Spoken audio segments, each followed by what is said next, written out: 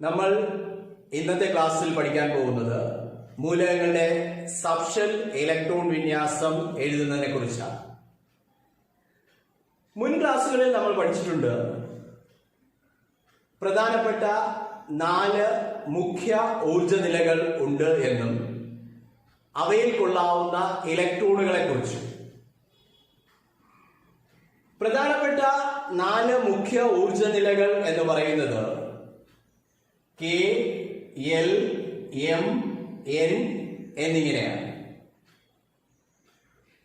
ഈ K എന്ന് പറയുന്നത് 1ാമത്തെ ഷെല്ലാണ്, L എന്ന് പറയുന്നത് 2ാമത്തെ ഷെല്ലാണ്, M എന്ന് പറയുന്നത് 3ാമത്തെ ഷെല്ലാണ്, N എന്ന് പറയുന്നത് 4ാമത്തെ ഷെല്ലാണ്.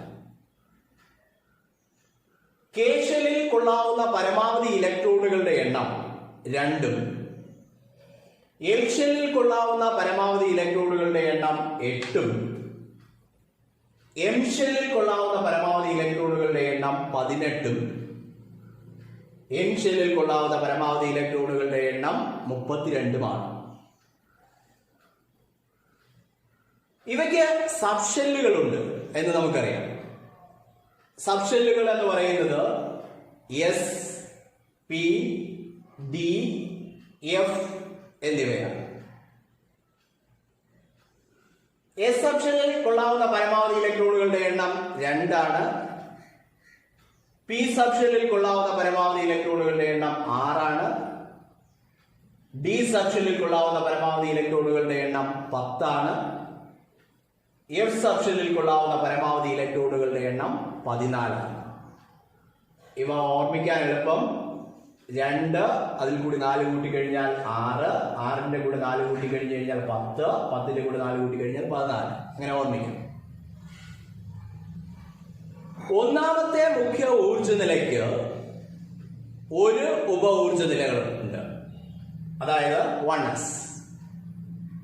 2ാമത്തെ മുഖ്യ ഊർജ നിലയ്ക്ക് 2 ഉപ ഊർജ നിലകളുണ്ട്, 2sഉം 2p. 3ാമത്തെ മുഖ്യ ഊർജ നിലയ്ക്ക് 3 സബ്ഷെല്ലുകളുണ്ട്, 3s, 3p, 3d. 4ാമത്തെ മുഖ്യ ഊർജ നിലയ്ക്ക് 4 ഉപ ഊർജ നിലകളുണ്ട്, 4s, 4p, 4d, 4f. ഒരിക്കൽ കൂടി 4 മുഖ്യ ഊർജ നിലകളുണ്ട്, K, L, M, N.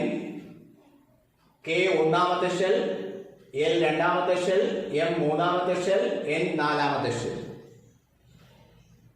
K ഷെല്ലിൽ കൊള്ളാവുന്ന പരമാവധി ഇലക്ട്രോണുകളുടെ എണ്ണം 2, L ഷെല്ലിൽ കൊള്ളാവുന്ന പരമാവധി ഇലക്ട്രോണുകളുടെ എണ്ണം 8, M ഷെല്ലിൽ കൊള്ളാവുന്ന പരമാവധി ഇലക്ട്രോണുകളുടെ എണ്ണം 18, N ഷെല്ലിൽ കൊള്ളാവുന്ന പരമാവധി ഇലക്ട്രോണുകളുടെ എണ്ണം 32. 1ാമത്തെ മുഖ്യ ഊർജ നിലയ്ക്ക് ഒരു ഉപ ഊർജ നിലയുണ്ട്, 1s. 2ാമത്തെ മുഖ്യ ഊർജ നിലയ്ക്ക് 2 ഉപ ഊർജ നിലകളുണ്ട്, 2s, 2p.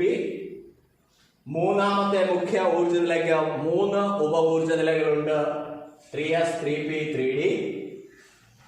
4ാമത്തെ മുഖ്യ ഊർജ നിലയ്ക്ക് 4 ഉപ ഊർജ നിലകളുണ്ട്, 4s, 4p, 4d, 4f.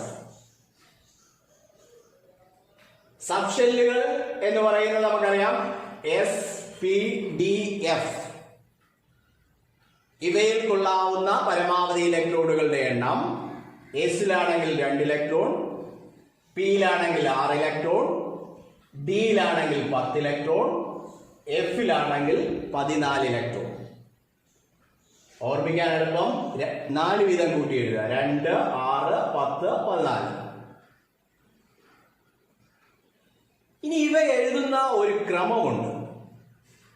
Subshell electron വിന്യാസം എഴുതുമ്പോൾ സബ്ഷെല്ലുകൾക്ക് ഒരു ക്രമമുണ്ട്. ക്രമം എന്ന് പറയുന്നത് ഊർജ നില കൂടി വരുന്ന ക്രമത്തിലാണ് ഇവയെ ക്രമീകരിക്കേണ്ടത്. അവയുടെ ക്രമം എന്ന് പറയുന്നത് ഊർജ നില കൂടി വരുന്ന ക്രമം 1s, 2s, 2p, 3s, 3p, 4s, 3d, 4p. ഇവിടെ ശ്രദ്ധിക്കുക, 1s, 2s, 2p 3s 3p 3p കഴിഞ്ഞിട്ട് വരുന്നത് 4s ആണ്. 4s 3p കഴിഞ്ഞാൽ 4s. അത് കഴിഞ്ഞിട്ടാണ് 3d 4p എന്നതാണ് കാരണം. അതായത് 1s-നേക്കാൾ ഊർജം കൂടുതൽ 2s-നാണ്, 2s-നേക്കാൾ ഊർജം കൂടുതൽ 2p-ക്കാണ്, 2p-യേക്കാൾ ഊർജം കൂടുതൽ 3s-നാണ്, 3s-നേക്കാൾ 3p, 3p-യേക്കാൾ 4s, 4s-നേക്കാൾ 3d, 3d കഴിഞ്ഞു കഴിഞ്ഞാൽ 4p. ഇതാണ് ക്രമം. അപ്പൊ ഈ ക്രമം നമ്മൾ കാണാതെ പഠിക്കുകയാണെങ്കിൽ ഇനിയുള്ള സബ്ഷെൽ ഇലക്ട്രോൺ വിന്യാസങ്ങളെല്ലാം നമുക്ക് എഴുതാം. ക്രമം ഒരിക്കൽ കൂടി: 1s, 2s, 2p, 3s, 3p, 4s, 3d, 4p എന്നിങ്ങനെയാണ്. ഇനി ഇതുപയോഗിച്ച് നമുക്ക് മൂലകങ്ങളുടെ സബ്ഷെൽ ഇലക്ട്രോൺ വിന്യാസം എങ്ങനെ എഴുതാൻ പറ്റും എന്നതിനെ കുറിച്ച് നോക്കാം. അപ്പോൾ നമുക്ക് നോക്കാം. നമ്മൾ ക്രമം പഠിച്ചു: 1s, 2s, 2p, 3s, 3p, 4s, 3d, 4p. ഇതാണ് ക്രമം. അറ്റോമിക സംഖ്യ 11 ഒരു മൂലകം, അതായത് സോഡിയം എന്ന് എഴുതിയിട്ടുണ്ട്. സോഡിയത്തിന്റെ ഇടത് സൈഡിലെ താഴെയായിട്ട് എഴുതുന്നത് എന്ന് പറയുന്നത് അതിന്റെ അറ്റോമിക നമ്പറാണ്. അതിന്റെ അർത്ഥം അറ്റോമിക സംഖ്യ 11 എന്ന് പറയുന്നതിന്റെ അർത്ഥം ആ മൂലകത്തിനകത്ത് 11 ഇലക്ട്രോണുകൾ ഉണ്ട് എന്നാണ്. അങ്ങനെയാവുമ്പോ 11 ഇലക്ട്രോണുകൾ ഉള്ള ഒരു മൂലകത്തിന്റെ സബ്ഷെൽ ഇലക്ട്രോൺ വിന്യാസം എങ്ങനെ എഴുതുന്നു എന്ന് നോക്കാം. ആദ്യത്തെ 1s നമുക്കറിയാം. എസിൽ പരമാവധി ഇലക്ട്രോണുകൾ എത്രയാണ്? 2. അപ്പോ 1s2. രണ്ടാമത്തത് 2s ആണ്. 2s എസിൽ പരമാവധി ഇലക്ട്രോണുകൾ 2, അപ്പോ 2s2. മൂന്നാമത്തത് 2p, പിയിൽ പരമാവധി ഇലക്ട്രോണുകളുടെ എണ്ണം 6. മുകളിൽ എഴുതുന്നത് ഇലക്ട്രോണുകളുടെ എണ്ണമാണ്. 11 ഇലക്ട്രോണുകളാണ് എന്ന് നമുക്കറിയാം. അപ്പോ ഇപ്പൊ എത്രയായി? 2, 4, 6, 10. അപ്പൊ ഇനി ഒന്നുകൂടെ ഉണ്ട്. അടുത്തതെന്ന് പറയുന്നത് 3s ആണ്. 3s എസിൽ 2 ഇലക്ട്രോണുകൾ കൊള്ളാം, പക്ഷേ ഇവിടെ എത്ര ഇലക്ട്രോണേ ഉള്ളൂ? 1 ഇലക്ട്രോൺ. അപ്പോ 3s1. അപ്പോ സോഡിയം അറ്റോമിക നമ്പർ 11 ഒരു മൂലകത്തിന്റെ ഇലക്ട്രോൺ വിന്യാസം 1s2, 2s2, 2p6, 3s2. ഈ ക്രമത്തിലാണ് എഴുതിയിട്ടുള്ളത്. 1s, 2s, 2p, 3s. 3s ആയപ്പോഴേക്കും 11 ഇലക്ട്രോണുകൾ പൂർണ്ണമായി നിറഞ്ഞു. അടുത്ത ക്ലോറിൻ അറ്റോമിക സംഖ്യ എന്ന് പറയുന്നത് 17 ആണ്. അതിന്റെ അർത്ഥം ക്ലോറിനകത്ത് 17 ഇലക്ട്രോണുകൾ ഉണ്ട് എന്നാണ്. അങ്ങനെയാണെങ്കിൽ ഇതേ ക്രമത്തിൽ എഴുതാം. 1s എസിൽ 2 ഇലക്ട്രോൺ 1s2, 2s എസിൽ 2 ഇലക്ട്രോൺ 2s2, 2p പിയിൽ മാക്സിമം 6 ഇലക്ട്രോൺ 2p6, 3s2. അപ്പോൾ ഇതുവരെ ആയപ്പോൾ എത്ര ഇലക്ട്രോൺ ആയി നോക്കാം? 2, 4, 10, 12. അപ്പൊ 17 ബാക്കി എത്ര ഇവിടെ ഉണ്ട്? 5. അപ്പോ 3p5. അങ്ങനെയാണെങ്കിൽ ക്ലോറിന്റെ സബ്ഷെൽ ഇലക്ട്രോൺ വിന്യാസം എഴുതുന്നത് 1s2, 2s2, 2p6, 3s2, 3p5. അതുപോലെ വേറൊരു മൂലകം നോക്കാം. കാൽഷ്യം അറ്റോമിക സംഖ്യ 20 ആണ്. അതിന്റെ അർത്ഥം ഇതിനകത്ത് 20 ഇലക്ട്രോണുകൾ ഉണ്ട് എന്നാണ്. അങ്ങനെയാണെങ്കിൽ ഇതേ ക്രമം അനുസരിച്ച് നമുക്ക് എഴുതി നോക്കാം. 1s2, 2s2, 2p6, 3s2, 3p6, 4s2. നമുക്കറിയാം 3p കഴിഞ്ഞു കഴിഞ്ഞാൽ അടുത്ത് വരുന്നത് 3p കഴിഞ്ഞു കഴിഞ്ഞാൽ 4s ആണ്. അതുകൊണ്ട് 4s2. മൊത്തം ഇലക്ട്രോണുകൾ 20 ആയോ എന്ന് നോക്കാം. 2, 4, 10, 12, 18, 20 ആണ്. അപ്പോ ഈ ക്രമം കൃത്യമായി അറിയാമെങ്കിൽ നമുക്ക് എല്ലാ മൂലകങ്ങളുടെയും സബ്ഷെൽ ഇലക്ട്രോൺ വിന്യാസം എഴുതാൻ പറ്റും. നിങ്ങൾ ചെയ്യേണ്ടത് 1 മുതൽ 25 അറ്റോമിക സംഖ്യ വരുന്ന മൂലകങ്ങളുടെ എല്ലാ ഇലക്ട്രോൺ വിന്യാസം ഇതുപോലെ എഴുതി നോക്കാം. എന്നാൽ നമുക്ക് പഠിക്കാനുള്ളതിൽ 2 വ്യത്യസ്തമായ ഇലക്ട്രോൺ വിന്യാസം കാണിക്കുന്ന 2 മൂലകങ്ങളുണ്ട്.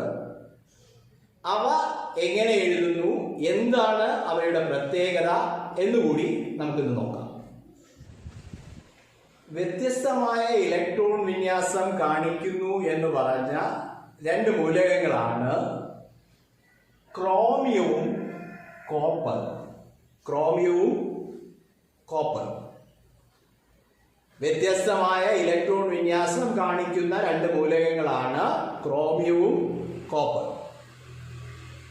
ക്രോമിയം എന്ന മൂലകത്തിന്റെ അറ്റോമിക നമ്പർ 24 ആണ്.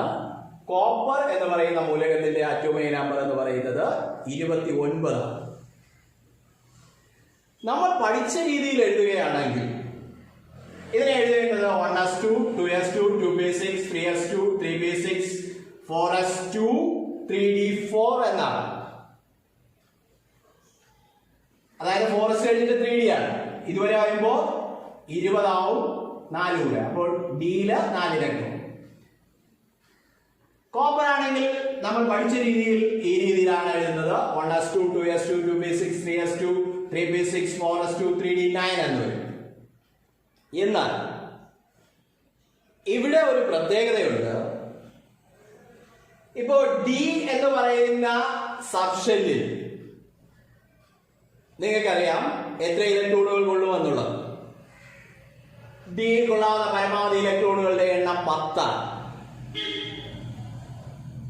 അതിന്റെ പകുതി എന്ന് പറയുന്നത് എത്രയാണ്? 10ന്റെ പകുതി 5. ഡി 5. ഒരു മൂലകത്തിന്റെ സബ്ഷെല്ലിൽ പൂർണ്ണമായി നിറഞ്ഞിരിക്കുകയോ അല്ല എങ്കിൽ ഭാഗികമായി നിറഞ്ഞിരിക്കുകയോ ചെയ്താൽ, അതായത് പകുതി നിറഞ്ഞിരിക്കുകയോ ചെയ്താൽ ആ മൂലകം സ്ഥിരത കൂടുതലുള്ളതായിരിക്കും. അതായത് പൂർണ്ണമായി നിറഞ്ഞിരിക്കുക എന്ന് പറയുന്നത് ഡിയിൽ 10 ഇലക്ട്രോൺ പൂർണ്ണമായും നിറഞ്ഞു, അതിന്റെ പകുതി 5 പകുതി നിറഞ്ഞിരിക്കുന്നയോ അവസ്ഥയിൽ ആ മൂലകം സ്ഥിരത കൂടുതലാണ്. അപ്പൊ നമ്മളിവിടെ നോക്കിയാൽ അറിയാം ഡിയിലൂടെ 4 ഇലക്ട്രോണുകളുണ്ട്. പകുതി നിറയണമെങ്കിൽ 1 ഇലക്ട്രോൺ കൂടി വേണം. ഈ 4sലുള്ള 1 ഇലക്ട്രോൺ ഡിയിലോട്ട് കൊടുക്കും. അതായത് 4s1 3d5 എന്നാണ്. അതായത് 4s2 ആണ് വരേണ്ടത്. ഇവിടെ പകുതി നിറയാൻ വേണ്ടി 4sലുള്ള 1 ഇലക്ട്രോണിനെ 3dയിലോട്ട് കൊടുക്കും. അപ്പോ അത് 3d5 എന്നായി മാറും. 4s1 3d5. അപ്പൊ ഇതാണ് ശരിയായ ക്രോമിയത്തിന്റെ ഇലക്ട്രോൺ വിന്യാസം. വളരെ പ്രധാനമാണ്. ക്രോമിയത്തിന്റെ സബ്ഷെൽ ഇലക്ട്രോൺ വിന്യാസം അവസാനിക്കുന്നത് ശ്രദ്ധിച്ച് മനസ്സിലാക്കുക. 4s1 3d5. അപ്പൊ അതിന്റെ ക്രമം എന്ന് പറയുന്നത് 1s2, 2s2, 2p6, 3s2, 3p6, 4s1 3d5. 4s1 3d5 എന്നുള്ളത് കൃത്യമായും അത് മനസ്സിലാക്കുക. അതുപോലെ കോപ്പറിന്റെ കാര്യം എടുക്കുകയാണെന്നുണ്ടെങ്കിൽ നിങ്ങൾക്ക് അറിയാം കോപ്പറിന്റെ അറ്റോമിക നമ്പർ 29 ആണ്. 29 ആവുമ്പോ നമ്മൾ പഠിച്ച രീതിയിൽ എഴുതുകയാണെങ്കിൽ 4s2, 1s2, 2s2, 2p6, 3s2, 3p6, 4s2, 3d9 ആണ്. അപ്പോൾ 3d9 എന്ന് പറയുമ്പോൾ സ്ഥിരതയില്ല. പൂർണ്ണമായി നിറഞ്ഞിരുന്നാൽ സ്ഥിരതയുണ്ട് എന്ന് പറഞ്ഞു. അപ്പോൾ പൂർണ്ണമായി നിറയണമെങ്കിൽ 3dയിൽ 10 ഇലക്ട്രോണുകൾ വരണം. അങ്ങനെയാണെങ്കിൽ ഈ 4sൽ നിന്ന് 1 ഇലക്ട്രോൺ 3dയിലേക്ക് കൊടുക്കും. എന്ന് വെച്ചാൽ 4s1 അതായത് ഒരു ഇലക്ട്രോൺ ഇങ്ങോട്ട് കൊടുത്തു, അപ്പൊ 3d9 ആയിരുന്നത് 3d10 ആയി മാറും. ഇതാണ് ക്രോമിയത്തിന്റെ ശരിയായ ഇലക്ട്രോൺ വിന്യാസം. അവസാനം നോക്കുക 4s1 3d10. അപ്പോ ഈ രണ്ട് മൂലകങ്ങളും കൃത്യമായി മനസ്സിലാക്കുക. ക്രോമിയം അറ്റോമിക് നമ്പർ 24 ആണ്. ഇലക്ട്രോൺ വിന്യാസം അവസാനിക്കുന്നത് ശ്രദ്ധിക്കുക, 4s1 3d5. കോപ്പർ എന്ന് പറയുന്നത് അറ്റോമിക് നമ്പർ 29, അവസാനിക്കുന്നത് 4s1 3d10. എന്തുകൊണ്ട് ഇങ്ങനെയുള്ള ഇലക്ട്രോൺ വിന്യാസം വന്നു എന്നുള്ളത് ഒരു മൂലകത്തിന്റെ ബാഹ്യതമ ഷെല്ലിൽ പൂർണ്ണമായി നിറഞ്ഞിരിക്കുകയോ അല്ലെങ്കിൽ ഭാഗികമായി ഭാഗികമായി എന്ന് പറഞ്ഞു കഴിഞ്ഞാൽ പകുതി നിറഞ്ഞിരിക്കുകയോ ചെയ്തു കഴിഞ്ഞാൽ ആ മൂലകത്തിന് സ്ഥിരത കൂടുതലാണ്. അതുകൊണ്ടാണ് ക്രോമിയവും കോപ്പറും ഇങ്ങനെയുള്ള വ്യത്യസ്തമായ ഇലക്ട്രോൺ വിന്യാസം കാണിക്കുവാനുള്ള കാരണം.